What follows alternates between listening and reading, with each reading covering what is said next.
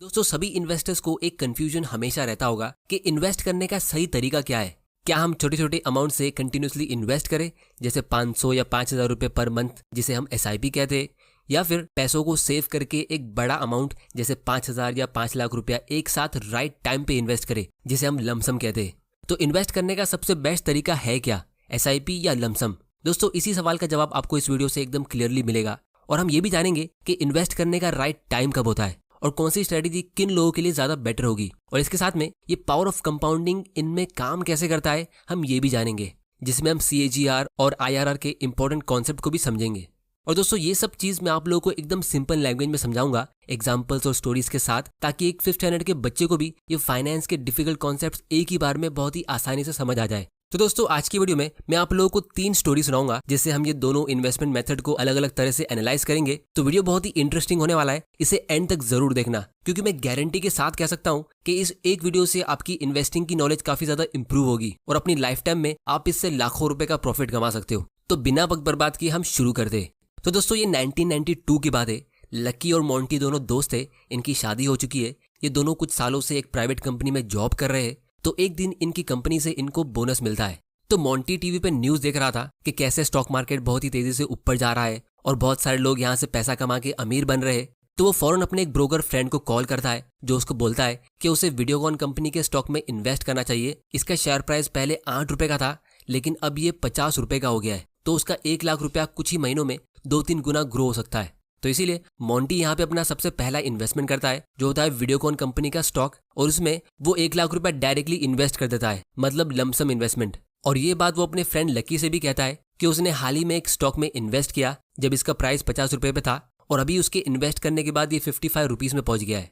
लेकिन लकी को इसमें थोड़ी सी गड़बड़ लगती है और इसीलिए वो कुछ इन्वेस्टमेंट की बुक्स रीड करता है, जिसको समझकर वो ये डिसाइड करता है कि वो एक म्यूचुअल फंड में SIP करेगा। तो लकी वहां पे 1000 रुपए की SIP सेट करता है एक सिंपल से लार्ज कैप म्यूचुअल फंड में, जिसका रिटर्न सेंसेक्स इंडेक्स जितना होता है। लेकिन दूसरी तरफ मोंटी देखता है कि उसका स्टॉक काफी स्पीड में ऊपर जा रहा है, तो ये देख के वो और ज्यादा इन्वेस्ट करने का प्लान करता है। तो लकी को देख के वो अपना दूसरा इन्वेस्टमेंट जल्दी से कर लेता है, जो होता है 2 लाख रुपए म्यूचुअल फंड में, और यहाँ पे भी वो एक साथ लमसम इन्वेस्टमेंट करता है। तो मोंटी ने अभी तक टोटल 3 लाख रुपए इन्वेस्ट कर लिए लमसम मेथड से, 1 लाख रुपए स्टॉक में और 2 लाख रुपए म्यूचुअल फंड में। और लकी ने सिर्फ 1,000 रुपए की मंथली SIP सेट की है एक सिंपल से लार्ज कैप म्यूचुअल फंड में। अब मोंटी ने SIP सेट इसीलिए नहीं की क्योंकि उसे लगता है कि एक बार जब अपने SIP सेट कर दी तो आपको EMI की तरह उसे हमेशा पे करते रहना पड़ता है। और दोस्तों कमिटमेंट देना किसको पसंद है, क्या पता फ्यूचर में हमारे पास पैसे हो ना हो। लेकिन दूसरी तरफ लक्की को ये बात अच्छे से पता थी कि SIP आप जब चाहो तब स्टॉप कर सकते हो, और जितना भी अमाउंट आपका उसमें इन्वेस्टेड होता है वो ग्रो होते रहता है। अब दोस्तों हम फास्ट फॉरवर्ड करते और 2017 में आते, जब ये दोनों रिटायर होते। तो मोंटी ने जिस स्टॉक में सबसे पहला इन्वेस्टमेंट किया होता है, तो वो अब एक पेनी स्टॉक बन चुका है, क्योंकि उस टाइम पे 1992 में हर्षद मेहता के स्कैम के टाइम पे वो एक हॉट स्टॉक बन चुका था। तो शॉर्ट टर्म में उससे लोगों को थोड़ा बहुत प्रॉफिट मिल रहा था, लेकिन अभी उसके स्टॉक पोर्टफोलियो की वैल्यू 0 है। और उसने जो 2 लाख रुपए म्यूचुअल फंड में इन्वेस्ट किए थे वो उसने अप्रैल 1992 में किए थे, जब स्टॉक मार्केट अपने पीक पे था, जब हर कोई स्टॉक मार्केट में इन्वेस्ट करने की बात कर रहा था। तो वो टाइम पे सेंसेक्स 4200 पॉइंट्स पे था और 2017 तक सेंसेक्स 29,000 पॉइंट्स पे पहुंचा, जिसकी वजह से उसको अपने इन्वेस्टमेंट पे 7 गुना रिटर्न्स मिला। मतलब उसका 2 लाख रुपए का इन्वेस्टमेंट अभी 14 लाख में ग्रो हो चुका है। अब दोस्तों ये आपको सुनने में शायद अच्छा लग रहा होगा, लेकिन क्योंकि उसे ये रिटर्न्स कमाने में 25 साल लगे 1992 से 2017 तक, तो इसीलिए उसका कंपाउंडेड रिटर्न सिर्फ 8% का होता है। जैसा कि हम इस कैलकुलेटर में देख सकते हैं, अगर आप गूगल पे जाके CAGR कैलकुलेटर सर्च करोगे, यानी कंपाउंडेड एनुअल ग्रोथ रेट, तो आपको ऐसा कोई कैलकुलेटर दिखेगा। तो जैसा कि 1992 में सेंसेक्स 4200 पॉइंट्स पे था और फिर 2017 तक सेंसेक्स 29,000 पॉइंट्स पे पहुंचा, तो आपका रिटर्न 8% का होता है, जो बहुत ही बुरा है। लेकिन दूसरी तरफ लक्की ने जो 1,000 रुपए की SIP सेट की थी, तो उसकी वजह से वो 25 सालों में टोटल 3 लाख रुपए अपनी तरफ से इन्वेस्ट कर लेता है, और वो 3 लाख रुपए का छोटा सा इन्वेस्टमेंट 32 लाख में ग्रो हो जाता है, जो होता है 15% का रिटर्न। अब दोस्तों अगर आप एक चीज नोटिस करोगे, तो दोनों ने सेम टाइम पे इन्वेस्टमेंट शुरू किया था और दोनों ने ही सेम 25 साल तक इन्वेस्टमेंट किया, लेकिन एक को 8% का रिटर्न मिला और दूसरे को 15% का। ऐसा कैसे हो सकता है? तो अगर आप लोगों से मैं एक बात यहाँ पे पूछूं कि कौन सा ऑप्शन ज्यादा बेटर है, SIP या लमसम, तो आप सभी SIP को बेस्ट ऑप्शन कहोगे। लेकिन अब हम दूसरी स्टोरी देखते हैं, जहां से हमें एक दूसरा और बहुत ही इंटरेस्टिंग नजरिया देखने मिलेगा, और फिर हम दोनों स्टोरीज के लेसन्स को एनालाइज करेंगे। तो अब हम 1992 से 15 साल आगे फास्ट फॉरवर्ड करते और 2008 में आते। इस स्टोरी में हम रॉकी और सनी से मिलते। तो रॉकी को उसके डैड 2 लाख रुपए देते एक न्यू रॉयल इनफील्ड बाइक खरीदने के लिए, और सनी को भी 2 लाख रुपए उसके डैड से मिलते। तो सनी यहाँ पे पहली फुर्सत में 1,90,000 की एक बाइक खरीद लेता है। तब उसके डैडी उससे कहते कि देख, तुझे बचे हुए 10,000 रुपये को कहीं पे इन्वेस्ट कर लेना चाहिए, और क्योंकि तेरा जॉब लग गया है तो तुझे कोई FD या SIP कर लेनी चाहिए। तो सनी यहाँ पे समझदारी के साथ एक लार्ज कैप म्यूचुअल फंड में 5,000 रुपये की SIP सेट कर लेता है। और दूसरी तरफ जब रॉकी बाइक खरीदने के लिए घर से निकलने वाला होता है, तब वो देखता है कि उसके डैडी टीवी पे न्यूज़ देख रहे हैं कि स्टॉक मार्केट बुरी तरह क्रैश हो गया है और बहुत लोगों को जॉब से निकाला जा रहा है। लोग देश की हालत देख के बहुत डर रहे हैं। सेंसेक्स 50% नीचे गिर चुका है और लोगों को लग रहा है कि ये और ज्यादा नीचे गिरेगा। अब क्योंकि रॉकी के घर पे स्टॉक मार्केट की बुक्स पहले से ही थी और उसने एक वॉरेन बफेट की लाइन भी रीड की थी कि the secret to get rich is to get greedy when everyone is fearful. तो तब रॉकी डिसाइड करता है कि वो उसका बाइक खरीदने का प्लान पोस्टपोन करेगा।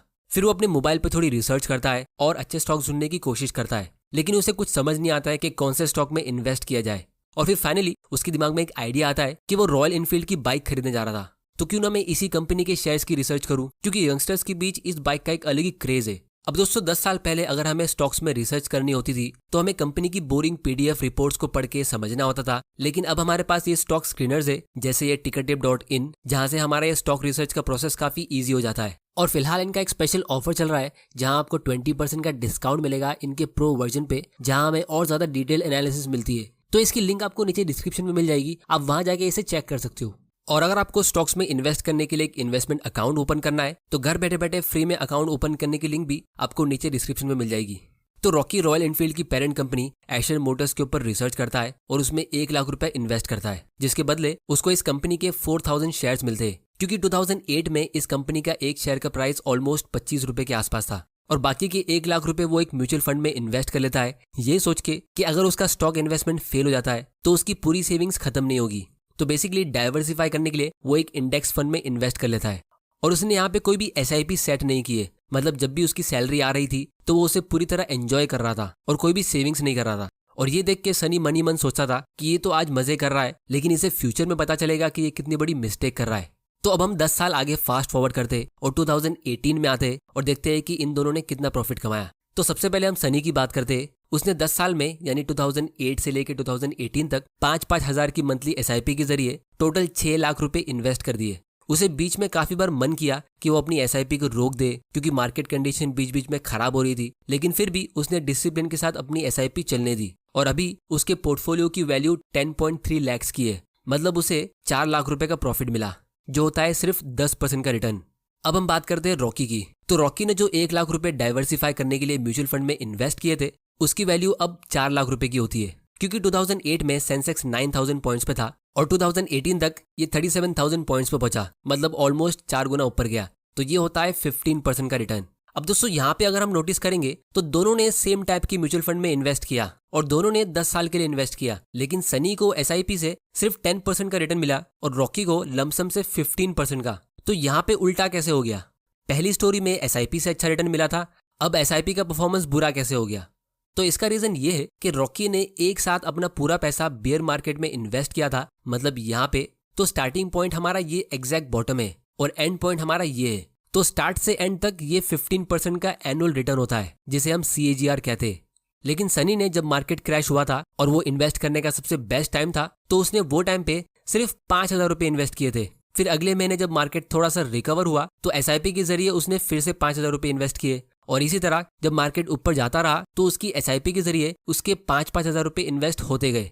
तो इसीलिए रॉकी के मुकाबले उसने अपने म्यूचुअल फंड्स को बाय करने के लिए ज्यादा प्राइस पे किया। तो ये जो सनी का 10% रिटर्न था, इसे हम IRR कहते हैं, यानी इंटरनल रेट ऑफ रिटर्न। मतलब आपके इंटरनली जितने भी मल्टीपल इन्वेस्टमेंट्स हुए ये उसका एक एवरेज निकालता है, क्योंकि SIP में हमेशा मल्टीपल इन्वेस्टमेंट्स होते हैं, क्योंकि आप हर महीने बाइंग करते हो, तो इसीलिए इसमें हमेशा IRR कैलकुलेट होता है और वन टाइम इन्वेस्टमेंट में हमेशा CAGR कैलकुलेट होता है। अब इसको हम थोड़ा और डिटेल में नेक्स्ट स्टोरी में समझेंगे, जिससे आपका सारा डाउट क्लियर हो जाएगा। और दोस्तों एक और बहुत ही इंपॉर्टेंट चीज नोट करने वाली ये है कि अगर सनी ने बुरे मार्केट कंडीशन में डर के अपनी SIP स्टॉप की होती और सिर्फ तभी अपनी SIP कंटिन्यू रखी होती जब मार्केट अच्छा कर रहा था, तो उसको 10% से भी कम रिटर्न मिलता, 6% या 5% या शायद उससे भी कम।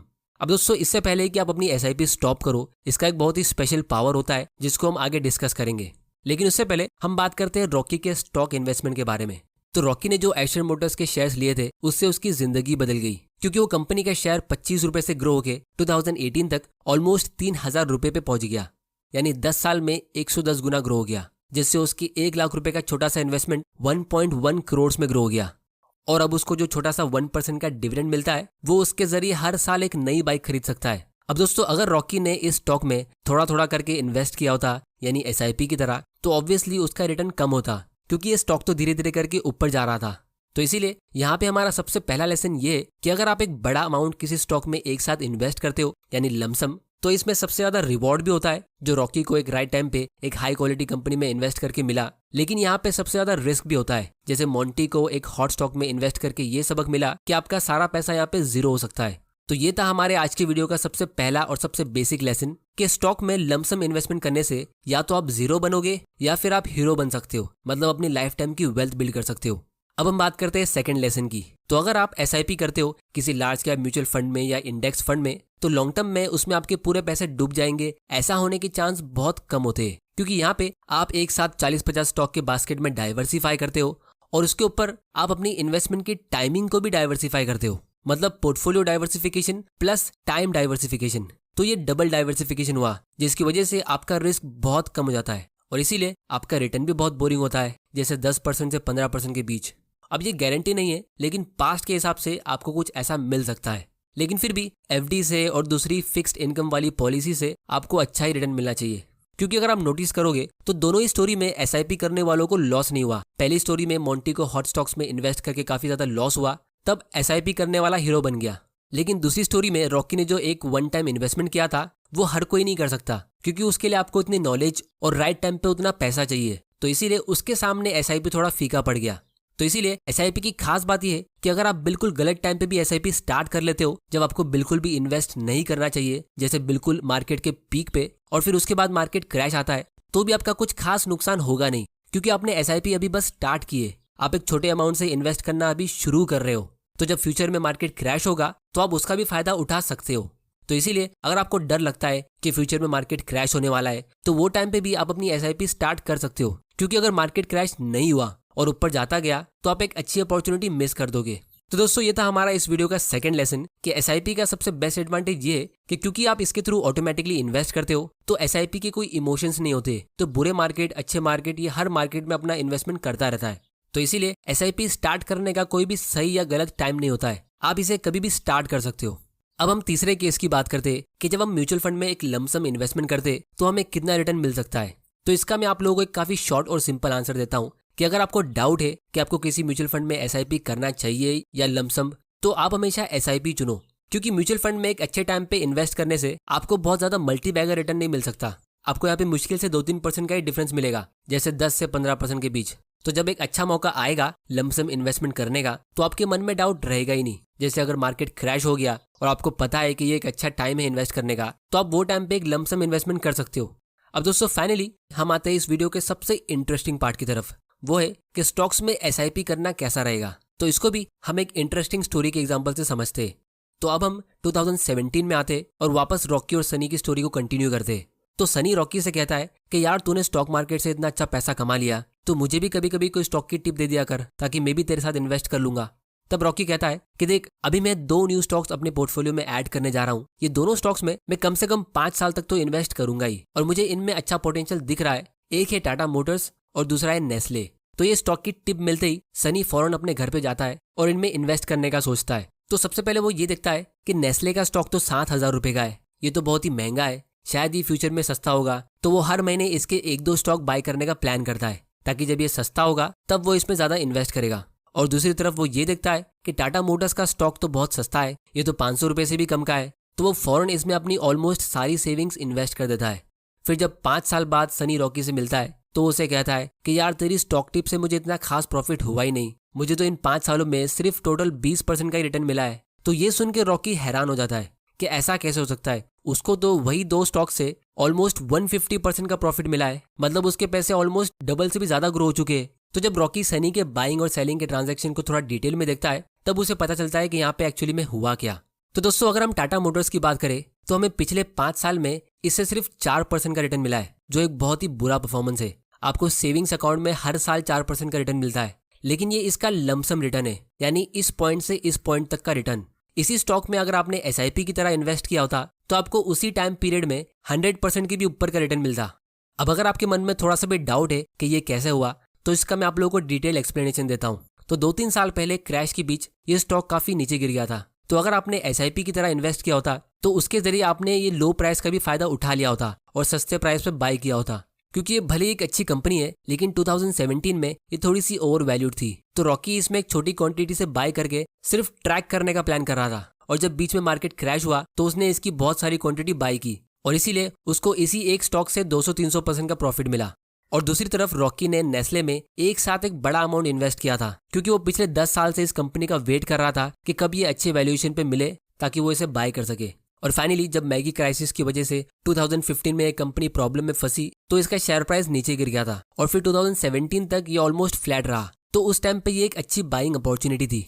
तो ऐसे टाइम पे एक वन टाइम यानी लमसम इन्वेस्टमेंट करना परफेक्ट होता है, क्योंकि दोस्तों ये एक हाई क्वालिटी का FMCG स्टॉक है जो पिछले 20-30 सालों से हमेशा ओवर वैल्यूड रहा है। तो जो भी स्मार्ट इन्वेस्टर्स होते हैं उनको पता है कि बहुत ही जल्द ये कंपनी अपनी प्रॉब्लम को सॉल्व करेगी और फिर से स्ट्रांग हो जाएगी। तो उस टाइम पे इसमें SIP करना इतना स्मार्ट डिसीजन नहीं होता। तो इसीलिए अगर हम इसी कंपनी का 5 साल का लमसम रिटर्न देखेंगे तो ये 160% का होता है, लेकिन इसी 5 साल में SIP का रिटर्न सिर्फ 38% होता है, जो IRR होता है, मतलब आपका इंटरनल रिटर्न, क्योंकि आपने अच्छे टाइम पे ज्यादा इन्वेस्ट नहीं किया था। तो बेसिकली रॉकी ने नेस्ले में लमसम इन्वेस्टमेंट किया और टाटा मोटर्स में SIP की तरह, जिसकी वजह से उसका पोर्टफोलियो वही 5 साल में 2-3 गुना ऊपर चला गया, मतलब 200-300% ऊपर। लेकिन सनी अपना टिपिकल बिगिनर माइंड यूज करके इसका उल्टा करता है और अच्छे स्टॉक की टिप मिलने के बाद भी सिर्फ 20-30% का रिटर्न कमा पाता है। तो दोस्तों ये उन बहुत सारी कॉमन मिस्टेक्स में से एक है जो न्यू इन्वेस्टर्स कर लेते हैं, क्योंकि हमारा बिगिनर माइंड हमेशा ऑपोजिट काम करता है। तो इसीलिए आप लोगों की फाइनेंशियल नॉलेज को इंप्रूव करने के लिए मैंने ये चैनल बनाया है। तो अगर आपको इस वीडियो से कुछ सीखने मिला है तो इस चैनल को सब्सक्राइब करो और बेल आइकन प्रेस करना मत भूल जाना, ताकि आपसे कोई ऐसे वैल्यूबल वीडियोस मिस ना हो जाए।